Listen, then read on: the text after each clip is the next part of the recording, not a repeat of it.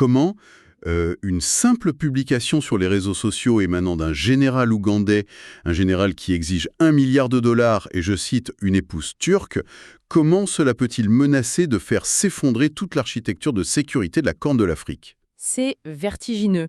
Et surtout, pourquoi l'un des groupes insurrectionnels les plus dangereux au monde observe-t-il ce chaos diplomatique avec une immense satisfaction? Exactement.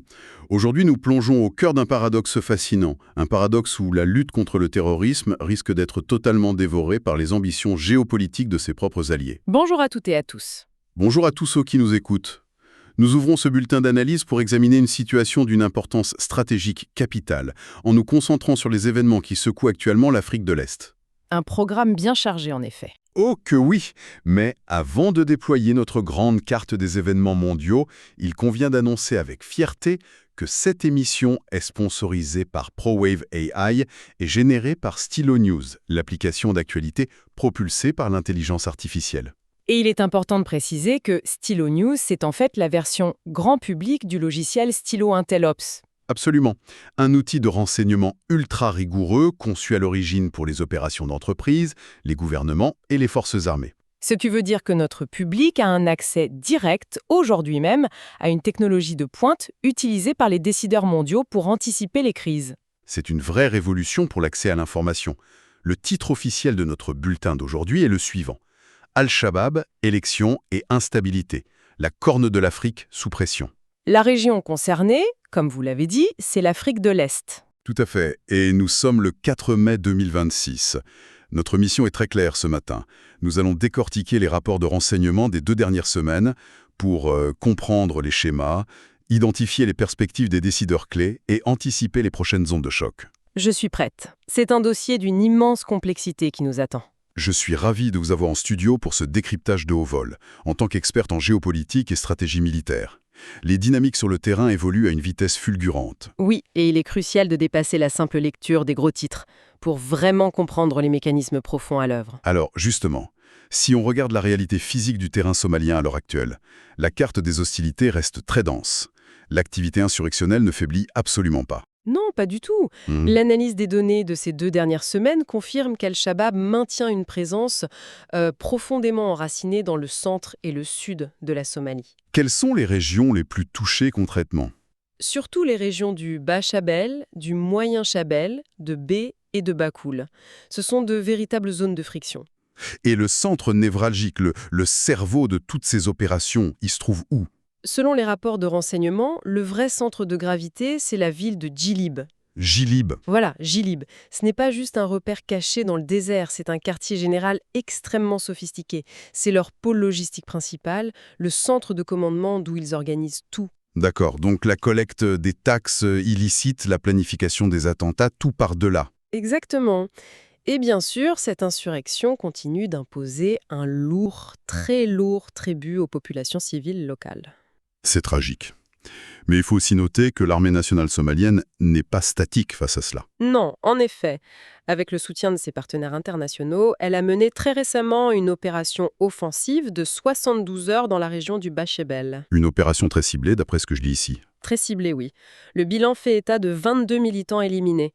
Et parmi eux, une cible de grande valeur, un commandant de terrain nommé Abdirahman Jerry. Ah oui, ce nom est ressorti plusieurs fois dans les rapports. Oui, parce que ce commandant était particulièrement actif dans l'orchestration des attaques directes.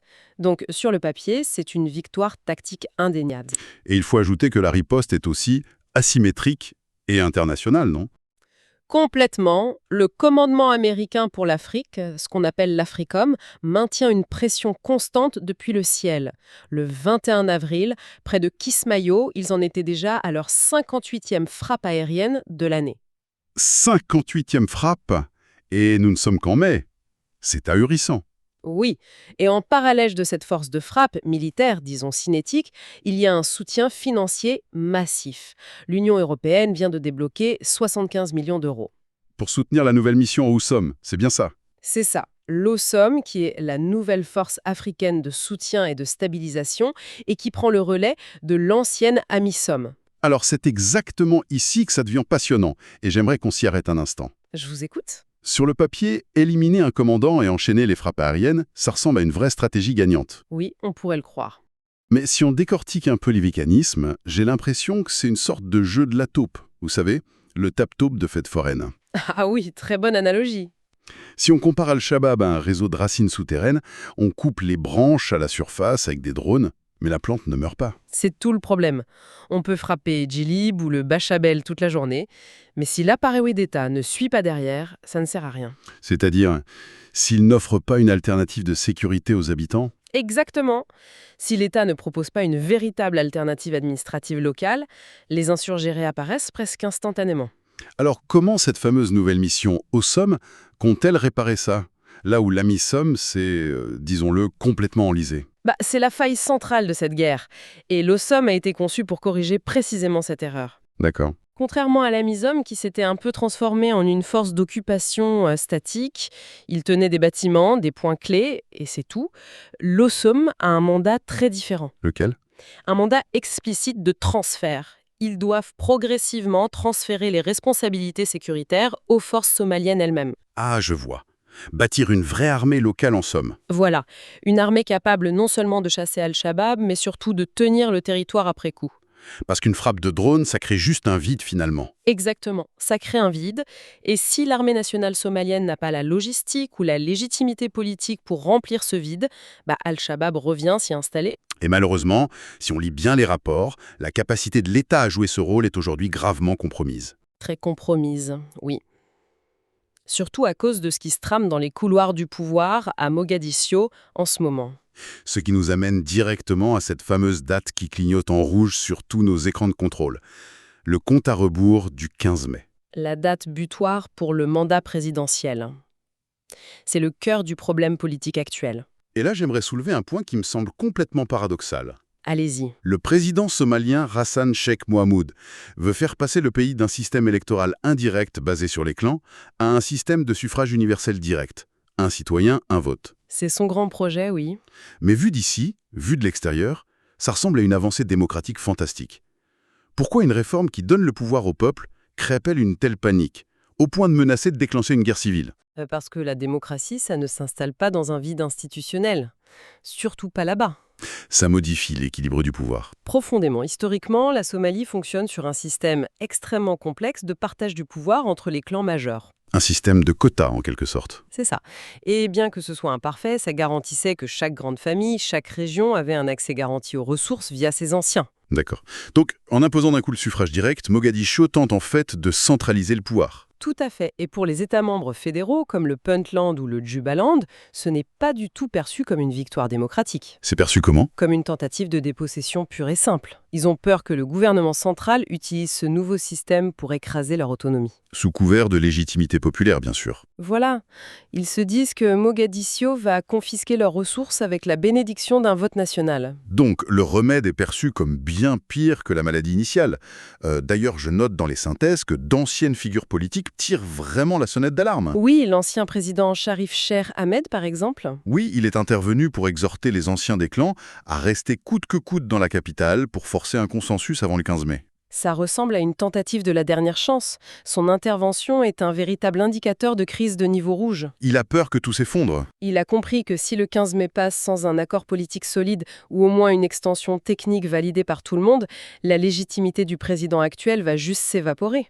Et d'après notre analyse des sentiments sur les réseaux sociaux et des sources internes, il y a une peur viscérale d'un vide de pouvoir. C'est la grande angoisse.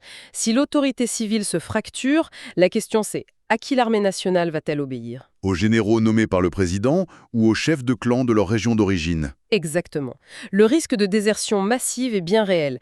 L'appareil de sécurité pourrait imploser de l'intérieur. Et voilà la véritable crise. L'instabilité politique, c'est le carburant parfait pour l'insurrection d'Al-Shabaab. Absolument. Toutes les petites avancées tactiques dont on parlait au début risquent d'être annihilées par cette impasse politique. Et comme la nature a toujours horreur du vide, cette faiblesse interne invite des complications externes, franchement stupéfiantes. Oui, le théâtre diplomatique prend des tournures assez surréalistes ces derniers jours. C'est le moins qu'on puisse dire. L'effort antiterroriste en Somalie dépend beaucoup d'une coalition régionale. Mais parlons un peu de cet incident impliquant l'Ouganda. Ah oui, l'Ouganda, qui est pourtant un pilier, un contributeur de troupes essentiel pour l'OSOM. C'est un événement d'une gravité majeure, même s'il semble presque absurde de l'extérieur. Le chef de l'armée ougandaise, le général Muhoozi Kainerugaba, a déclenché une crise diplomatique via son compte sur les réseaux sociaux. C'est sidérant. Il a publiquement exigé $1 milliard de compensation pour l'effort militaire de l'Ouganda en Somalie. Et ce n'est pas tout. Non. Il a ajouté, je cite ces mots, la demande d'une épouse turque, tout en menaçant de rompre purement et simplement les liens avec la Turquie et l'Iran. Les répercussions de ce comportement, disons-le, totalement erratique, sont profondes. Le président ougandais, Yoweri Museveni, a d'ailleurs dû intervenir en urgence. Oui, il a été forcé de prendre publiquement ses distances avec son propre chef des armées pour tenter d'éteindre l'incendie diplomatique. Parce que la Turquie n'est pas juste un acteur neutre dans cette histoire. Oh que non! Ankara est l'un des investisseurs les plus cruciaux en Somalie aujourd'hui. Il gère le port, il gère l'aéroport de Mogadiscio. Il forme aussi des unités d'élite de l'armée somalienne, n'est-ce pas Sam? Tout à fait. Et il mène d'immenses projets de forage pétrolier en eau profonde. Donc menacer la Turquie, c'est menacer la colonne vertébrale économique de la reconstruction somalienne. Et d'ailleurs, l'analyse des réseaux sociaux montre que les publics turcs et iraniens se moquent ou condamnent sévèrement ces déclarations. Pendant que le public africain, lui, soutient majoritairement une médiation d'urgence de l'Union africaine pour calmer le jeu. Alors en rassemblant toutes ces pièces du puzzle, d'un côté la Turquie qui fait ses forages, de l'autre un général ougandais en roue libre sur Internet, et pendant ce temps la Somalie qui se déchire sur une loi électorale, on en arrive à une conclusion un peu cynique. Laquelle ? Est-ce que le véritable effort de lutte contre le terrorisme n'est pas tout simplement en train d'être noyé par les ambitions géopolitiques concurrentes de ses propres alliés ? C'est l'insight majeur de cette analyse. Al-Shabaab n'a même pas besoin de se battre en ce moment. Ils n'ont qu'à s'asseoir et regarder. C'est ça. Ils restent tranquilles à Gilib et ils regardent leurs adversaires se neutraliser les uns les autres. La fragmentation de la coalition, c'est leur plus grand atout. Chacun poursuit son propre agenda.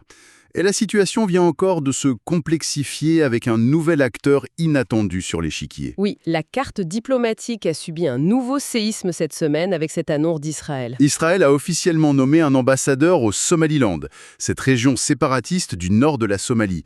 C'est un mouvement incroyablement audacieux. Un mouvement qui crée une véritable onde de choc continentale. Parce qu'en nommant un ambassadeur, Israël reconnaît de facto l'indépendance du Somaliland. Ce qui est une ligne rouge absolue pour Mogadiscio. La Somalie revendique farouchement l'intégrité de son territoire. La réaction a été immédiate d'ailleurs. Très ferme. La Somalie, l'Union africaine et même l'Égypte ont fermement condamné cette démarche israélienne. Et comme la nature géopolitique a horreur du vide, devinez qui profite de l'aubaine. La Chine, évidemment. La Chine est extrêmement sensible aux questions de territoire séparatiste. On pense tous à Taïwan, bien sûr. Ils ont donc saisi l'opportunité pour resserrer leurs propres liens avec Mogadiscio. Ils ont soudainement intensifié leur soutien militaire à la Somalie. C'est l'effet domino classique. Un conflit local est absorbé par les dynamiques des grandes puissances mondiales. Un effet domino qui, malheureusement, ne se limite pas à la terre ferme. Il déborde sur les routes maritimes. Oui, l'économie mondiale commence à le sentir. Conséquence directe de cet État somalien distrait et fracturé, le fléau de la piraterie fait son grand retour. On l'a vu le 21 avril avec le détournement confirmé d'un pétrolier. À environ 90 km au nord-est de Mario, des individus armés ont pris le contrôle du navire et l'ont forcé à entrer dans les eaux territoriales somaliennes. C'est la manifestation la plus tangible du vide sécuritaire. Les forces maritimes locales sont complètement désorganisées par la crise politique à Mogadiscio. Et les pirates exploitent cette faille. Exactement. Et si vous ajoutez cela à la crise persistante en mer Rouge avec les rebelles Houthis au Yémen, Ça place une pression insoutenable sur la chaîne d'approvisionnement mondiale. la sécurité maritime, c'est vraiment le baromètre de la stabilité terrestre. Si les eaux deviennent dangereuses, ça veut dire que la Terre l'est tout autant. Ce qui démontre parfaitement que l'instabilité ne reste jamais cantonnée au champ de bataille. Elle s'infiltre partout, dans toutes les strates de la société. Et de l'économie, oui. Et cela nous amène justement à examiner les conséquences plus larges sur le reste de l'Afrique de l'Est. Car la région n'est pas qu'une zone de conflit armé. C'est aussi une zone très dynamique culturellement et économiquement. Mais très vulnérable aux opérations informationnelles. On l'a vu récemment au Kenya. Ah oui, cette campagne de désinformation très sophistiquée ciblant le président kényan William Ruto. Des fausses citations ont circulé massivement en ligne, le dépeignant comme hostile à l'Union africaine. Bien sûr, les réseaux de vérificateurs de faits ont très vite démenti tout ça. Heureusement. Mais ça montre à quel point l'information est devenue une arme. Le but n'est pas de convaincre, mais de semer le doute entre les dirigeants régionaux. Et d'éroder la confiance à un moment où l'unité est absolument cruciale. notamment pour de grands projets fédérateurs, comme la Coupe d'Afrique des Nations 2027. La fameuse TAN 2027. Ce n'est pas qu'un tournoi de foot, c'est un énorme moteur d'investissement en infrastructure. Et elle devait être un grand moment de gloire partagé entre la Tanzanie, le Kenya et l'Ouganda. Sauf que les rapports actuels pointent une asymétrie très inquiétante. La Tanzanie semble dans les temps, non? La Tanzanie progresse bien, mais le Kenya et l'Ouganda accusent des retards énormes sur les stades et les routes. Au point que la CAF, la Confédération africaine de football, envisage de déclencher ses plans de secours. Oui, ils songent ouvertement à transférer l'organisation à l'Afrique du Sud ou à Rwanda. Ce serait un désastre pour le prestige de l'Afrique de l'Est. Au-delà de ce prestige et des investissements, il y a la tragédie humaine qui s'étire en longueur. Nos synthèses rappellent le triste anniversaire de l'enlèvement de 2 médecins cubains au Kenya. Ça fait 7 ans déjà. 7 ans de silence, c'est le symbole glaçant de l'impunité des groupes armés. Et ça a un effet dissuasif désastreux sur les humanitaires. Comment convaincre des médecins de venir aider quand la sécurité de base n'est pas assurée, surtout face à l'urgence climatique actuelle? Le climat est aussi de la partie, oui. Il agit comme un énorme multiplicateur de menaces. De graves inondations ravagent le sud de la Somalie et les côtes kenyanes en ce moment. Comment ces destructions climatiques aggravent-elles concrètement la situation militaire dont on parlait tout à l'heure? C'est un problème logistique majeur. Si les routes et les ponts sont sous l'eau, l'armée somalienne ne peut pas déployer ses troupes. Donc impossible de ravitailler les bases après une offensive. Voilà. Ça paralyse l'armée et laisse le champ libre aux insurgés. Sans compter que ça détruit les cultures. Et ça empêche l'acheminement de l'aide alimentaire. Dans une région qui concentre une part massive des 266 millions de personnes en insécurité alimentaire aiguë dans le monde. Les populations déplacées, abandonnées par l'État, deviennent alors le vivier de recrutement parfait pour les extrémistes. La boucle de l'instabilité est bouclée.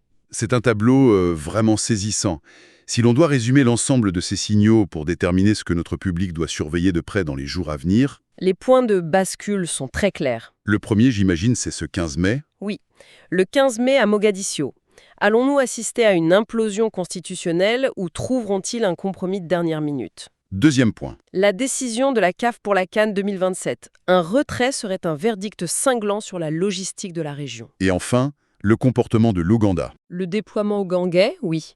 Les troupes vont-elles maintenir leur discipline à Mogadiscio malgré les provocations de leur général en ligne ou vont-elles se retirer et ouvrir les portes de la ville? En somme, la région est à un point de rupture.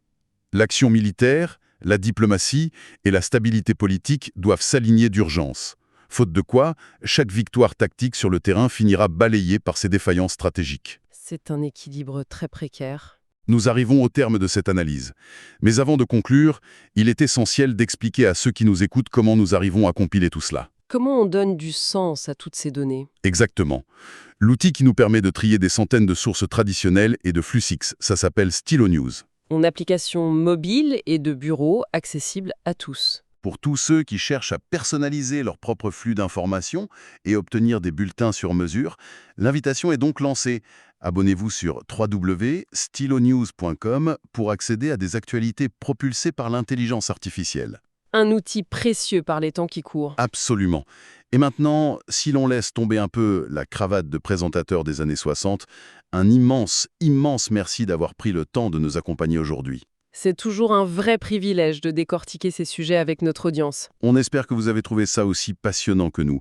Surtout, n'hésitez pas à nous suggérer des thèmes ou des régions à explorer pour de futurs bulletins. L'échange continue sur les réseaux sociaux de Stylo News. On lit toutes vos propositions avec attention. Avant de rendre l'antenne, une dernière petite pensée, peut-être un brin provocatrice, que je voulais partager avec vous. Ah, je vous écoute. Quand on constate avec quelle rapidité une fausse citation attribuée à un président ou les exigences fantasques d'un général sur son téléphone parviennent à faire trembler l'architecture diplomatique d'une région entière, C'est vrai que ça laisse songeur. on est en droit de se demander, et les futures guerres et les grandes alliances de notre époque se joueront-elles d'abord sur nos écrans, dictées par des algorithmes, avant même d'avoir la moindre chance de se matérialiser sur un vrai champ de bataille? Une excellente question sur laquelle méditer. À très bientôt tout le monde. Merci pour l'écoute et portez-vous bien.